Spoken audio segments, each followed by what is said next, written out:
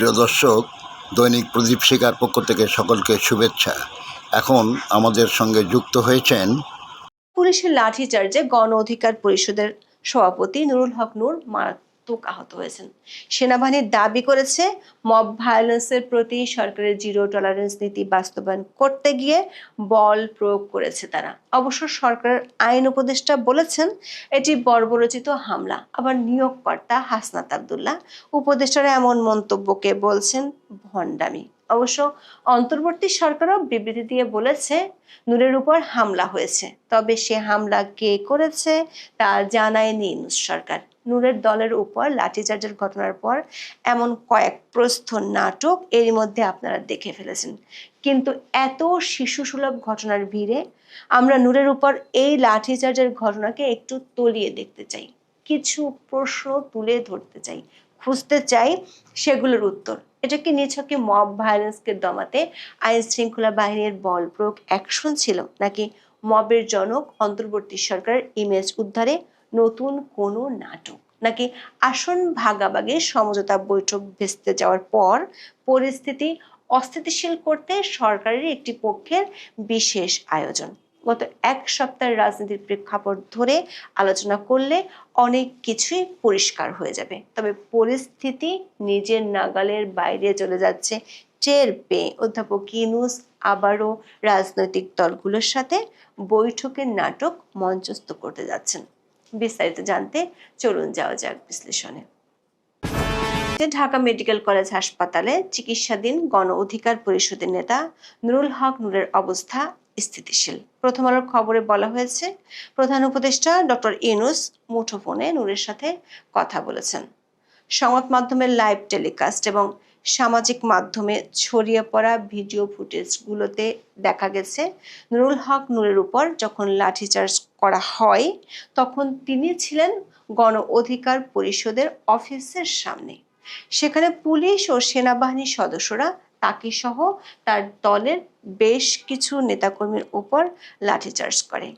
এই লাঠিচার্জের কারণও তুলে ধরেছে সেনাবাহিনী। আন্তঃবাহিনী জনসংযোগ পরিদপ্তর থেকে দেয়া বিবৃতিতে বলা হয়েছে, 29শে আগস্ট রাত আনুমানিক 8টায় রাজধানীর কাকরাইল এলাকায় দুটি রাজনৈতিক দলের নেতাকর্মীদের মধ্যে সংঘর্ষ ও ধাওয়া পাল্টা ধাওয়ার ঘটনা ঘটে।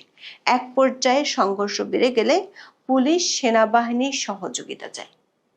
সেনাবাহিনী বলছে এরপর তারা বেশ কয়েকবার অনুরোধ করে শান্ত হতে, কিন্তু তা মানেনি কোনো পক্ষই, বরং তৈরি করা হয়েছে মব সন্ত্রাস। মব ভায়োলেন্সের মাধ্যমে পরিস্থিতি অশান্ত করার চেষ্টা করে বলে জানানো হয়েছে আইএসপিআর এর বিবৃতিতে। রাত 9টার দিকে মশাল মিছিল নিয়ে সহিংসতা বাড়ে, ছুড়ে ইটপাটকেল আগুন দেওয়ার চেষ্টা করে। এমন পরিস্থিতিতে জননিরাপত্তা রক্ষার্থে আইন শৃঙ্খলা বাহিনী বল প্রয়োগে বাধ্য হয়। সেনাবাহিনী বলছে এই ঘটনায় সেনাবাহিনীর 5 জন সদস্য আহত হয়েছে, কিন্তু সরকারের আইন উপদেষ্টা অধ্যাপক আসিফ নজরুল সেনাবাহিনীর বল প্রয়োগকে বলছে বর্বরচিত হামলা। প্রেস সচিবও তেমন প্রতিক্রিয়া জানিয়েছেন। অধ্যাপক ইউনূসের দপ্তর থেকে গণমাধ্যমে পাঠানো বিবৃতিতে এটাকে হামলা বলে দাবি করা হয়েছে, অথচ আইএসপিআর বিবৃতিতে বলছে যাদের উপর বল প্রয়োগ করা হয়েছিল তারা মব ভায়োলেন্স তৈরি করে পরিস্থিতি অশান্ত করার চেষ্টা করেছে। সেনাবাহিনী স্পষ্টভাবে বলছে সকল ধরনের মব ভায়োলেন্সের বিরুদ্ধে গণপ্রজাতন্ত্রী বাংলাদেশ সরকার জিরো টলারেন্স নীতি গ্রহণ করেছে। বাংলাদেশ সেনাবাহিনী সরকার এই সিদ্ধান্ত পুনর্ব্যক্ত করছে এবং জনমনে স্বস্তি ও নিরাপত্তা আনয়নে সকল ধরনের মব ভায়োলেন্সের বিরুদ্ধে কঠোর অবস্থান গ্রহণ করতে সদা প্রস্তুত রয়েছে। তাহলে কি সরকার এখন সেনাবাহিনীর বক্তব্য থেকে সরে আসছে? সেনাবাহিনীর বক্তব্য পূর্ণ অফিসিয়াল। গোপালগঞ্জে এনসিপির নেতাদের বাঁচাতে গিয়ে সাধারণ মানুষের উপর যখন সেনাবাহিনী গুলি চালিয়েছিল তখনও আইএসপিআর একই রকম একটা বিবৃতি দিয়েছিল। এর অর্থ হলো গণ অধিকার পরিষদের কর্মকাণ্ড ছিল মব ভায়োলেন্স এবং এই মব ভায়োলেন্স ঠেকানোর জন্য জিরো টলারেন্স নীতি বাস্তবায়নের অংশ হিসেবে বেধড়ক লাঠিচার্জ সরকারের নীতিরই প্রতিফলন। তবে জিরো টলারেন্স নীতিতে হেরফের আছে। গোপালগঞ্জ গিয়ে যেটি হয়ে যায় প্রাণঘাতী অস্ত্রের ব্যবহার, ঢাকা এসে সেটি হয়ে যায় লাঠিচার্জ। দুটো ক্ষেত্রেই সেনাবাহিনী সরকার আদেশই বাস্তবায়ন করেছে। তবে গোপালগঞ্জের ঘটনায় সরকারের কেউ সেনাবাহিনীর কর্মকাণ্ড নিয়ে বিরূপ মন্তব্য করেনি, নিন্দাও জানায়নি, বরং প্রশংসা করেছিল। এমনকি গুলিতে নিহত হওয়ার পরও ময়না তদন্ত না করার পক্ষেই ছিলেন সরকারের উপদেষ্টারা। কিন্তু ঢাকায় নূরের দলের উপর যখন সেনাবাহিনী সরকারের জিরো টলারেন্স নীতির বাস্তবায়ন করেছে, তখন ভীষণ ব্যথিত হয়েছেন সরকারের আইন উপদেষ্টা অধ্যাপক আসিফ নজরুল। একদিন আগে তার এক সহকর্মী মুক্তিযুদ্ধের পক্ষে কথা বলায় মব সন্ত্রাসীদের হাতে নাজেহাল হলেও তিনি ছিলেন চুপ। কিন্তু গণ অধিকার পরিষদের উপর সেনা ও পুলিশ যে লাঠিচার্জ করেছে, সেটাকে আসিফ নজরুল বলছেন বর্বরোচিত হামলা। তিনি এর তীব্র নিন্দা ও প্রতিবাদ জানিয়ে নিজের ভেরিফাইড ফেসবুক পেজে পোস্টে লেখেন, ভিপি নুরুল হক নূরের উপর বর্বরোচিত হামলার তীব্র নিন্দা ও প্রতিবাদ জানাচ্ছি। দর্শক, সাধারণ মানুষ হিসেবে আপনি কার কথা বিশ্বাস করবেন? সেনাবাহিনী যাদেরকে মব সন্ত্রাসী বলছে, যারা সেনা পুলিশ সদস্যকে মেরে আহত করেছে, তাদের উপর সরকারের জিরো টলারেন্স নীতি বাস্তবায়ন করেছে, সেই সেনাবাহিনীকে নাকি আইন উপদেষ্টাকে? আসিফ নজরুল কিংবা অন্তর্বর্তী সরকার যারা হরে দরে বিরোধী পক্ষকে জেলে ঢুকায় আর নিজের মিত্রদের মব ভায়োলেন্সকে দেখেন প্রেশার গ্রুপ হিসেবে, তারা বলছে এটা বর্বরোচিত হামলা। তাহলে সেনাবাহিনী কি মিথ্যে বলছে? সেনা ও পুলিশের উপর হামলাকে কি অধ্যাপক নজরুল কিংবা অধ্যাপক ইনুস জায়েজ করছেন? তবে সেনাবাহিনীর লাঠিচার্জকে বর্বরোচিত হামলা বলে পোস্ট দিয়ে বিপাকিয়ে পড়ছেন ডক্টর আসিফ নজরুল। তার পোস্টের মন্তব্যে কড়া সমালোচনা করছেন এনসিপির দক্ষিণাঞ্চলের সংগঠক হাসনাত আব্দুল্লাহ। আসিফ নজরুল খুব গর্বের সাথে হাসনাত আব্দুল্লাহকে তার নিয়োগকর্তা বলে পরিচয় দিয়ে থাকেন। সেই নিয়োগকর্তা হাসনাত আব্দুল্লাহ আসিফ নজরুলকে ভণ্ডামি বাদ দেওয়ার পরামর্শ দিয়েছেন। লিখেছেন, প্রতিবাদের কাজ আপনার, ভণ্ডামি বাদ দেন স্যার।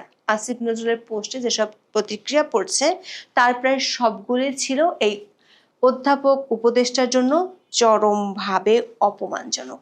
অনেকেই তার এই প্রতিবাদকে বলেছেন কুমিরের কান্না, কেউ বলেছেন কমেডি অব দ্য ইয়ার বা বছরের সেরা জোক, কেউ কেউ প্রশ্ন করেছেন ক্লাউনগিরি আর কত স্যার। কি নিদারুণ এক সমস্যায় পড়েছেন সরকারের প্রভাবশালী ব্যক্তিরা। সেনাবাহিনীর সরকারের নীতির বাস্তবায়ন করলেও তাকে বর্বরোচিত হামলা বলেছেন, তারপরও সরকারের মিত্ররা বেজায় চটেছেন। এ তো না খাড়কা না ঘাটকা অবস্থা, ঠিক শ্যাম রাখি না কুল রাখির মতো। দর্শক, এই কুসুম কুসুম প্রতিবাদ এবং নিয়োগকর্তা আর উপদেষ্টাদের মধ্যে এই ফেসবুকীয় ভণ্ডামির কৌশল নতুন কিছু নাই। গত এক বছরে যখন কোনো রাজনৈতিক ইস্যুতে পরিস্থিতি নিজেদের আওতার বাইরে চলে যায়, যখন সরকার ইমেজ সংকটে পড়ে, তখন এই খেলাটি চলে। গণ অধিকার পরিষদের উপর লাঠিচার্জ, তারপর আসিফ নজরুল হাসনাতদের প্রতিক্রিয়া, সেই একই কৌশল কিনা সেই প্রশ্ন উঠেছে। আবার সেনাবাহিনী যদিও দাবি করেছে তারা মব ভায়োলেন্স ঠেকানোর জন্য বল প্রয়োগ করেছে, কিন্তু সাম্প্রতিক সময়ের অনেক মব সন্ত্রাসের ঘটনায় সেনাবাহিনীকে নীরব দর্শক থাকতে দেখা গেছে। তাই সেনাবাহিনীর দাবির যৌক্তিকতা নিয়ে প্রশ্ন তুলেছেন কেউ কেউ। একটি সন্দেহের কথা বিএনপিপন্থী লোকজন তুলেছেন। তারা বলছেন এই ঘটনা দেশকে অস্থিতিশীল করার চেষ্টা এবং এর মাধ্যমে নির্বাচন বানচাল করতে চায় সরকার একটি পক্ষ। তাদের অভিযোগ, দেশ ও দেশের বাইরে থেকে সরকার এবং সরকারের ক্লোজ একটি প্রভাবশালী পক্ষ এই ঘটনার পেছনে কাজ করছে। অনুসন্ধান বলছে পক্ষটির দাবি একেবারে অমূলক নয়। সমকালের এক খবরে বলা হয়েছে, জুলাই সনদ বিষয়ে মতভিন্নতা কমিয়ে আনতে বিএনপি ও জামাতের মধ্যে একটি অনানুষ্ঠানিক বৈঠক অনুষ্ঠিত হয় গত 26শে আগস্ট। বৈঠকটি হয় মন্ত্রীপাড়ায়, কিন্তু ওই বৈঠক থেকে কোনো ইতিবাচক ফল আসেনি। বিএনপির সাথে অনানুষ্ঠানিক ওই বৈঠকের আগে জামাত ইসলামী 6টি দলকে নিয়ে বৈঠক করে। বৈঠকে নুরুল হক নূর নিজেই ছিলেন, সাথে ছিল ইসলামী আন্দোলন, NCP, Bangladesh Khelafat Majlis, AB party এবং খেলাফত মজলিস। দর্শক, খেয়াল করে দেখুন, বৈঠকটি হয়েছে 26শে আগস্ট, তবে বৈঠকে বিএনপির সাথে নেগোসিয়েশন হয়নি। মানে চাওয়া মতো আসন ভাগাভাগিতে সমঝোতা হয়নি। তারপরে 29শে আগস্ট নুরুর দল হঠাৎ করে কর্মসূচি ঘোষণা করে। সেই কর্মসূচিটি একেবারে টার্গেটেড। এই লিফলেটটি দেখুন, এখানে লেখা আছে জাতীয় পার্টি সহ ফ্যাসিস্ট আওয়ামী লীগের দোসরদের রাজনীতি নিষিদ্ধ, নিবন্ধন বাতিল ও ফেসিবাদের সাথে জড়িতদের গ্রেপ্তারের দাবিতে বিক্ষোভ মিছিল করবে গণ অধিকার পরিষদ 29শে আগস্ট বিকেল 3টায়। প্রশ্ন হলো, ওই দিন জাতীয় পার্টির কোনো কর্মসূচি ছিল না, তাহলে হঠাৎ করে কেন জাতীয় পার্টির বিরুদ্ধে কর্মসূচি দিল? কেন দলটির অফিসের উদ্দেশ্যে মশাল মিছিল করা হলো? বিএনপির একটি সূত্র বলছে, বিএনপি আসন ভাগাভাগি করে সমঝোতার মাধ্যমে নির্বাচনে যেতে চায়, কিন্তু সেটি ব্যর্থ হলে বিকল্প তারা ভেবে রেখেছে। তখন একেবারে একপক্ষীয় নির্বাচন দলটি করতে চায় না, বরং জাতীয় পার্টিকে নির্বাচন করার সুযোগ দিতে চায়। সে খবর পৌঁছে গেছে জামাত এনসিপির কাছে, আর তারপরে একদিন আগে 29শে আগস্টের কর্মসূচি ঘোষণা করে নূরের দল। জাতীয় পার্টির সূত্রে জানা গেছে, নূরের দল ওই বিক্ষোভ মিছিল থেকে জাতীয় পার্টির অফিসে হামলা চালাতে পারে এমন তথ্য তাদের কাছে ছিল। সে কারণে দলটির ঢাকা মহানগরের দক্ষিণ বিভাগের নেতাকর্মীদের বিকেল থেকে পার্টি অফিসে থাকতে বলা হয়েছিল। তার মানে মব ভায়োলেন্সের মাধ্যমে জাতীয় পার্টি অফিসে হামলা চালানোর যে তথ্য আমরা আইএসপিআর এর বিবৃতিতে পাই, সেটির সত্যতা পাওয়া যাচ্ছে। আবার সরকারের বিবৃতি কিংবা আসিফ নজরুলের মন্তব্য, সেখানেও হামলার কথা উঠে এসেছে। দর্শক, ঘটনার সময় ধারণ করা বেশ কিছু ভিডিও আমরা বিশ্লেষণ করেছি। একটি ভিডিওতে দেখা যাচ্ছে নূর ও রাশেদের নেতৃত্বে মশাল মিছিল করেছে গণ অধিকার পরিষদ। এই মিছিলটি থেকে অতর্কিতে পুলিশ ও সেনাবাহিনীর উপর ইট পাটকেল ছোড়া হয়। এরপর আইন শৃঙ্খলা বাহিনী ধাওয়া দেয়। ধাওয়া খেয়ে গণ অধিকার পরিষদের অফিসটির ভবনের নিচে চলে আসে নেতাকর্মীরা। সেখানে আগে থেকে কিছু নেতাকর্মী নিয়েছিলেন নূর। এ সময় তাকে বলতে শোনা যায়, কেন অন্যরা চলে আসেনি, কেন তারা ঢিল ছুটছে। আমাদের নেতাকর্মী এত বিচ্ছিন্নতা প্রত্যেকের বলছি আসার জন্য ভাই। তার মানে সেনা পুলিশের সাথে সংঘর্ষে যাওয়ার ঘটনাটি নূর হয়তো জানতেন না, যেটি তার দলের অন্য কেউ লিড দিয়েছে। আবার ভিডিওতে দেখা গেছে পুলিশ সেনাবাহিনী নূরের উপর প্রথম হামলা চালায়নি। নূররা যেখানে জড়ো হয়েছিল, পুলিশ ও সেনাবাহিনী প্রথমে সেখানে এসে থমকে যায়। কিছু সদস্য ফিরেও যাচ্ছিল, কিন্তু এমন সময় তাদের উপর আক্রমণ করা হয়। ভিডিওতে দেখা গেছে ঢিল ও চেয়ার ছুঁড়ে মারা হচ্ছে। তারপর আইন শৃঙ্খলা বাহিনীর সদস্যরা ব্যাপক লাঠিচার্জ শুরু করে। এতে মারাত্মকভাবে আহত হন ডাকসুর সাবেক ভিপি নুরুল হক নূর। আইন শৃঙ্খলা বাহিনীর সদস্যরা বারবার, এমনকি ভিডিওতে দেখা গেছে নূর নিজেও নিবৃত্ত করতে চাচ্ছিলেন। তার সত্ত্বেও কেন গণ অধিকার পরিষদের নেতারা পুলিশ সেনাবাহিনীর উপর হামলা চালালো, সে প্রশ্নের উত্তর আর ঠিক জামাত বিএনপি বৈঠক ফলপ্রসূ না হওয়ার পরপরই নূরের দল কেন জাতীয় পার্টির বিরুদ্ধে কর্মসূচি ডাকলো, এই দুই প্রশ্নের উত্তর নির্বাচন বানচালের ষড়যন্ত্রকে জোরদার করে। সরকার যে বিবৃতি দিয়েছে, সেখানেও নির্বাচন বানচালের কথা আছে। তার মানে কি শস্যের মধ্যে ভূত? সরকারি মিত্ররা হামলা চালাচ্ছে, আবার সরকারই বলছে নির্বাচন বানচালের আশঙ্কার কথা। সরকারি নাটকের আরো একটি বিষয় লক্ষণীয়, পরিস্থিতি নিজের আওতার বাইরে গেলে অধ্যাপক ইউনূস জাতীয় ঐক্যের নামে রাজনৈতিক দলগুলোর সাথে বৈঠক ডাকেন।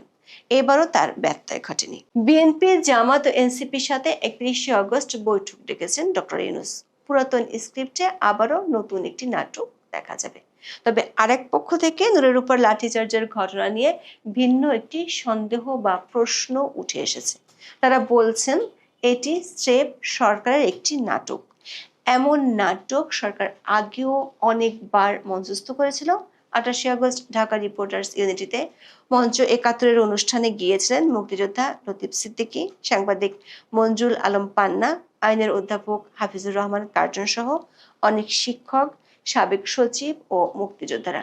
কিন্তু জামাতের পল্টন থানার এক নেতার নেতৃত্বে মব ভায়োলেন্স করে চরমভাবে নাজেহাল করে সরকার সমর্থকেরা। পুলিশ মব ভায়োলেন্স যারা করেছে তাদেরকে ধরেনি, উল্টো সন্ত্রাস দমন আইনে হাতকড়া পরিয়েছে মুক্তিযোদ্ধা, শিক্ষক ও সাংবাদিকদের। দায়িত্ব নেওয়ার পর থেকে অধ্যাপক ইউনূসের বিরুদ্ধে মুক্তিযুদ্ধ ও বাংলাদেশের স্বাধীনতা বিরোধী আচরণের অভিযোগ উঠেছিল। সেটি 28 আগস্টের ঘটনার পর বেশ